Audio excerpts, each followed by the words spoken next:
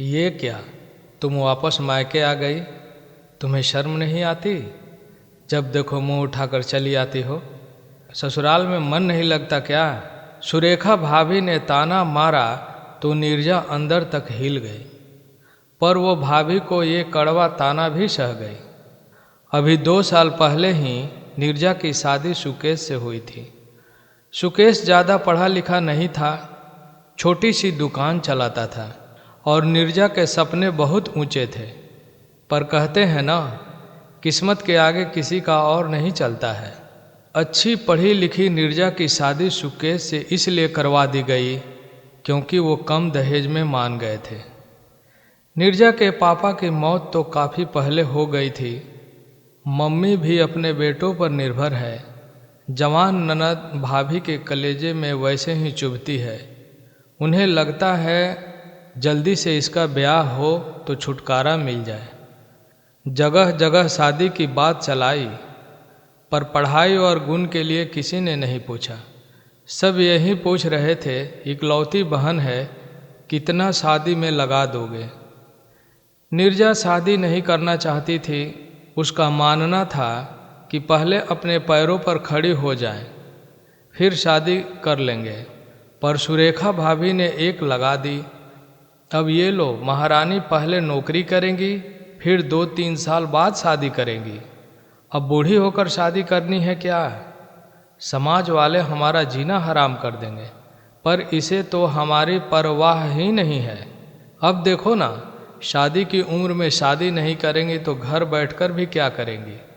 अब नौकरी कोई ऐसे ही धरी नहीं है जो चुटकी बजाते ही मिल जाएगी। ज़्यादा उम्र हो जाएगी तो लड़के नहीं मिलेंगे। मैं तो कह देती हूँ 2-3 महीने में शादी निपटा दो ताकि हमारे सिर से बोझ उतरे।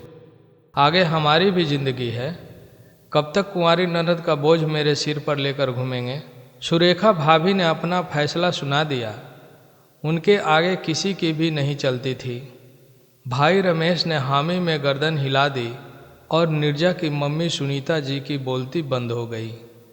इस साल नीरजा ने बीएड पूरा किया था। बड़ी मुश्किल से उसे ये डिग्री पूरी की और अब वो नौकरी करना चाहती थी, पर सुरेखा ने पूरा घर सिर पर उठा लिया था। रमेश भी अपनी तरफ से पूरी कोशिश कर रहा था, पर जहाँ अच्छे लड़के मिल रहे थे वहाँ उतना ही दहेज मांगा जा रहा था। आप भी बेकार में विचार कर रहे हो। अब लड़का 12वीं पास है, छोटी सी दुकान चलाता है तो क्या हुआ? दहेज की मांग तो नहीं है। मैं तो कह रही हूँ कि आंख मूंद कर हाँ कर दो, और मम्मी जी और नीरजा से कह दूंगी हम तो इसी लड़के से शादी करेंगे। अब लाखों का दहेज हमारे पास में नहीं है। रमेश ने घर पर बात की तो सुनीता जी बोली, एक ही बहन है, उसे भी कुएं में धक्का देगा क्या? घर वर तो अच्छे से देख ले। नीरजा तो अच्छी पढ़ी लिखी है, वो 12वीं पास के साथ कैसे रह पाएगी? कैसा भाई है, अपनी छोटी बहन भी बोझ लगने लगी है। मम्मी, सिर्फ नीरजा ही नहीं, आप और मेरी पत्नी भी मेरी जिम्मेदारी हैं। मेरे बच्चे भी तो हैं, मुझे उनका भविष्य भी देखना है। सारा धन बहन के ब्याह में लगा दूंगा तो मेरे बच्चे के भविष्य का क्या होगा? फिर मैं भी बहुत ज़्यादा तो कमाता नहीं हूँ। मुझे तो ये रिश्ता ठीक लग रहा है। लड़के वाले की कोई मांग भी नहीं है, इसीलिए तो मैं हाँ कहने जा रहा हूँ। ये सब नीरजा सुन लेती है। भैया, आप मेरे जीवन का फैसला करने जा रहे हो और मुझसे एक बार भी नहीं पूछा मेरी इच्छा और मेरी मर्जी क्या है। आपको भी मेरी नौकरी करने से दिक्कत है? मुझे अपनी ज़िंदगी के 2 साल दे दो। मेरे पास बीएड की डिग्री है, फिर मैं कमाऊंगी तो आपका बोझ भी हल्का हो जाएगा। बस अब चुप कर। मैंने और सुरेखा ने फैसला कर लिया है, तेरी शादी उसी लड़के से होगी और अब तुझे जो भी करना है अपने घर जाकर करना। अब हमारे सिर से तो बोझ उतरे। भैया, आप मुझे बार बार बोझ कहकर बुला रहे हो। कल की आपकी भी बेटी बड़ी होगी तो वो भी बोझ होगी। उसकी भी शादी जल्दी ही बिना उसकी मर्जी के कर दोगे क्या? नीरजा ने सवाल किया तो रमेश और सुरेखा चुप हो गए। भाई और भाभी के दबाव के कारण निर्जा ने शादी के लिए हाँ कर दी। अपने सपने को टूटता देखकर वो बहुत रोई। सुनीता जी ने उसे संभाला और उसे शादी मुकेश से हो गई। निर्जा शादी होकर ससुराल आई तो देखा यहाँ का माहौल एकदम ही अलग था। घर परिवार में पढ़ाई लिखाई से कोई किसी को लेना देना नहीं था। सासू माँ ने यही बोला, लड़की को पढ़ाकर क्या करना है, उसे तो चूल्हा चौका ही तो संभालना है। अब तेरी पढ़ाई को चूल्हे में झोंक दें और रसोई संभाल ले। हमें तो पढ़ी लिखी बहू नहीं चाहिए थी। ये तो तू हमारे बेटे को पसंद आ गई इसीलिए हामी भर ली, वरना लड़कियों की कोई कमी नहीं थी। ये सुनकर निर्जा मन मसोस कर रह गई। उसे लग रहा था कि उसके भैया भाभी ने उसकी पढ़ाई की कीमत नहीं समझी। तो क्या हुआ, उसके ससुराल वाले जरूर समझेंगे। कम दहेज लिया था तो वो तो यही अंदाज लगा रही थी कि वो लोग खुले विचार के होंगे और किसी वजह से वो मुकेश की पढ़ाई पूरी नहीं कर पाए होंगे। ससुराल में आर्थिक स्थिति ज़्यादा अच्छी नहीं थी। उसके ससुर भी लकवा ग्रस्त थे और बिस्तर पर ही रहते थे और सास घर देखती थी। 2 छोटी ननदें थी जो स्कूल में पढ़ रही थी। सुकेश ही एकमात्र कमाने वाला था और घर उसी से चल रहा था। निर्जा ने तसल्ली से घर की हालात का मुआयना किया। अपनी सास सुमित्रा जी को समझा। वो बोलने में तेज थी पर कोई प्यार से समझाए तो समझ जाती थी। सुकेश भी कम बोलते थे। उसे बस सुबह से लेकर रात तक दुकान संभालनी होती थी। घूमने फिरने का भी समय नहीं मिल पाता था। वो अपनी पत्नी निर्जा की बहुत इज्जत करता था और उसे प्यार से रखता था।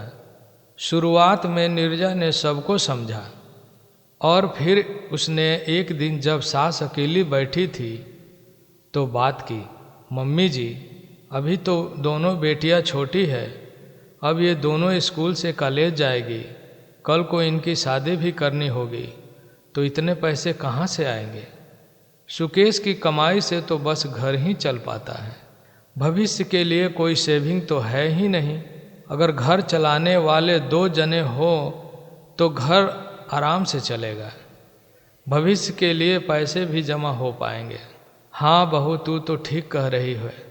अब देखो ना, मुकेश के पिताजी तो बिस्तर पकड़े हुए हैं, दोनों बेटियां भी अभी छोटी है, अब कोई दूसरा बेटा भी नहीं है जो सहारा बन जाता।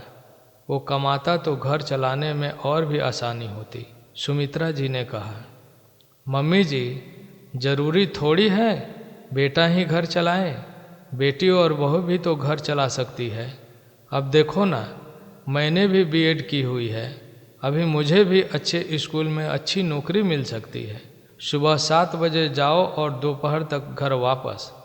अब अच्छे वेतन आएंगे तो घर को भी सहारा मिलेगा, दोनों ननदों का जीवन संवर जाएगा। अब ये भी अकेले कितना और क्या कर लेंगे। निर्जा ने इतनी आसानी से शांतिपूर्वक समझाया तो उनके दिमाग में ये बात तो बैठ ही गई। उस वक्त उनकी सास कुछ नहीं बोली और न ही गुस्सा हुई। अगले दिन जब दोनों बेटियां स्कूल जा रही थी तो उसने देखा कि एक के जूते घिस गए हुए हैं। तूने बताया नहीं तेरे जूते घिस गए हैं, भैया नए दिला देते।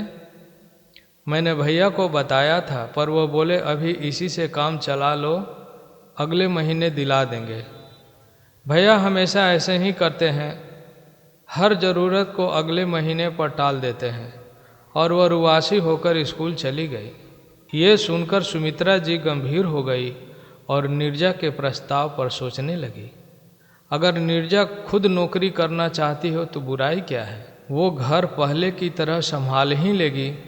अब तो उनका बुढ़ापा और दोनों बेटियों का भविष्य भी है।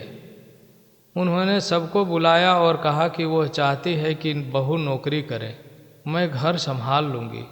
सुकेश और निर्जा बाहर का संभाल लेंगे तो जीवन की गाड़ी सही चलने लगेगी। ये सुनकर निर्जा बहुत खुश हुई और अपने मायके अपनी डिग्री लेने चली गई। सुरेखा ने उसे देखते ही ताना मारा और मुंह बनाया, पर निर्जा ने इसकी कोई परवाह नहीं की और अपनी मम्मी सुनीता जी को बताया कि उसकी सास उसकी नौकरी करने के लिए राजी हो गई है। वो अपनी मार्कशीट, सर्टिफिकेट और डिग्री लेने आई है। ये सुनते ही सुरेखा चौंक गई। वो तो कभी नहीं चाहती थी कि उसकी ननद नौकरी करे और अच्छे ज़िंदगी जिए। आखिर उसके ससुराल वाले राजी हो कैसे गए? बहुत कोशिश करने पर भी नीरजा ने ये न बताया कि आखिर उसकी सास उसकी नौकरी करने के लिए कैसे राजी हो गई। नीरजा एक समझदार बहू थी। अब ससुराल ही उसका अपना घर है और वो अपने घर की परेशानी, अपने घर की बात घर में ही रखना चाहती थी। नीरजा ने शांतिपूर्ण ढंग से अपना सामान लिया और अपने ससुराल चल दी। पर जाने से पहले वो अपनी भाभी सुरेखा को कह के गई, भाभी, आपने तो बहुत कोशिश की थी मेरी ज़िंदगी नर्क बनाने की, पर मैंने भी ठान लिया था कि मैं अपनी ज़िंदगी संवार ही लूँगी। इतनी मेहनत से दिन रात जागकर जो मैंने पढ़ाई की है उसे इस तरह तो बर्बाद नहीं होने दूंगी। मैं अपने पैरों पर एक दिन जरूर खड़ी होकर दिखाऊंगी। इसलिए मैंने कोशिश की और मैं जीत गई। अब कुछ ही दिनों में मेरी नौकरी लग जाएगी, फिर मैं अच्छा कमाने भी लगूंगी। अच्छा, वैसे आपको कितनी पगार मिलेगी? सुरेखा ने मन लेते हुए कहा। भाभी, अब कितनी भी पगार मिले वो आपके लिए नहीं होगी। मेरी सारी कमाई मेरे और मेरे घर ससुराल वालों के लिए ही होगी। आपको तो 1 रुपया भी नहीं मिलेगा। यह कहकर नीरजा ससुराल चली गई। कुछ दिनों की मेहनत और इंटरव्यू के बाद उसे अच्छी स्कूल में टीचर की नौकरी मिल गई। अब नीरजा अच्छा खासा कमाने लगी। घर की आर्थिक स्थिति भी सुधरने लगी। घर वालों की ज़रूरतें भी पूरी होने लगी। समय के साथ नीरजा के एक बेटा हो गया और उसका प्रमोशन भी हो गया। अब वो सीनियर टीचर बन गई। उसकी पगार भी बढ़ गई। एक दिन सुबह घर में कोहराम मच गया। नीरजा के ससुर जी अचानक चल बसे। पिछले 4 सालों से वो बिस्तर पर ही थे। नीरजा ने बड़ी मुश्किल से अपनी सास सुमित्रा जी को संभाला। कुछ सालों बाद दोनों ननदें बड़ी हो गई। उन्होंने कॉलेज की पढ़ाई पूरी कर ली तो अब सुचित्रा जी को उनकी शादी की चिंता सताने लगी। वो जल्दी से दोनों की शादी करना चाहती थी। एक दिन अचानक मायके से फ़ोन आया कि नीरजा के बड़े भाई रमेश की अचानक मृत्यु हो गई। उसे अपने मायके जाना पड़ा। 13वीं तक तो वह वहीं पर रुक गई थी। उसकी भतीजी की पढ़ाई पूरी नहीं हुई थी। सुरेखा बेटी की पढ़ाई को लेकर चिंतित थी और घर में कमाने वाला चला गया था। भाभी, आप बिटिया की पढ़ाई की चिंता मत करना, उसका सारा खर्च मैं उठाऊंगी और वो इंजीनियर बनना चाहती हो तो उसे अच्छे से अच्छे संस्था में पढ़ाऊंगी। ये सुनते ही सुरेखा शर्म से ज़मीन में गड़ गई। नीरजा, मुझे माफ़ कर दो, मैं तुझे बोझ समझा था। शादी ज़बरदस्ती करवा दी और तुम मेरी बेटी के लिए इतना सोच रही हो। भाभी, जो हुआ उसे भूल जाओ। अब हमें अपनी बेटी का जीवन संवारना है। नीरजा ने भाई की बेटी की भी जिम्मेदारी उठा ली। वो ससुराल आ गई। यहाँ सुमित्रा जी बेटी के लिए लड़का तलाशने में लग गई हुई थी, लेकिन नीरजा ने उसके लिए तैयार नहीं थी। उसका मानना था पहले दोनों अपने पैरों पर खड़ी हो जाएं, फिर जाकर शादी के बारे में सोचेंगे। उसने सुमित्रा जी को समझाया, मम्मी जी, मेरी ननद मेरे लिए बोझ नहीं है जो मैं इन्हें शादी करके उतार दूं। मेरी ननद तो मैंने बेटियों की तरह पाला है, इसीलिए ये मेरी जिम्मेदारी है कि जब तक ये दोनों अपने पांव पर खड़ी न हो जाती तब तक मैं इनकी जिम्मेदारी उठाने को तैयार हूँ। अपने पैरों पर खड़ी होगी तो ये दोनों एक बेहतर ज़िंदगी जी पाएगी। लेकिन नीरजा, बेटिया को इनके घर भेज देते हैं, बाद में ये अपने हिसाब से ससुराल में पढ़ लेगी। सुमित्रा जी बोली, नहीं मम्मी जी, आप माँ होकर ऐसे कैसे कह सकती है। बेटिया को हम दूसरे घर पूरी तरह तैयार करके भेजेंगे ताकि इन पर कभी कोई मुसीबत आए तो ये पूरी तरह से उसका सामना कर सके। मेरी दोनों ननदें मेरी बेटियां जैसी हैं। जो मेरे साथ हुआ वो मैं इनके साथ नहीं होने दूंगी। मेरे पास भी डिग्री थी तो मैं नौकरी करके घर चलाने में सहयोग दे पाई। हाँ बहू, मैं तो भूल ही गई थी। अब जैसा तू और सुकेश चाहेगा वैसा ही होगा। जब तुमने ननदों को बेटियां मान लिया है तो तुम इनका भला ही सोचोगी। नीरजा ने अपने साथ साथ भाई की बेटी और अपने ननदों का भी जीवन संवार दिया।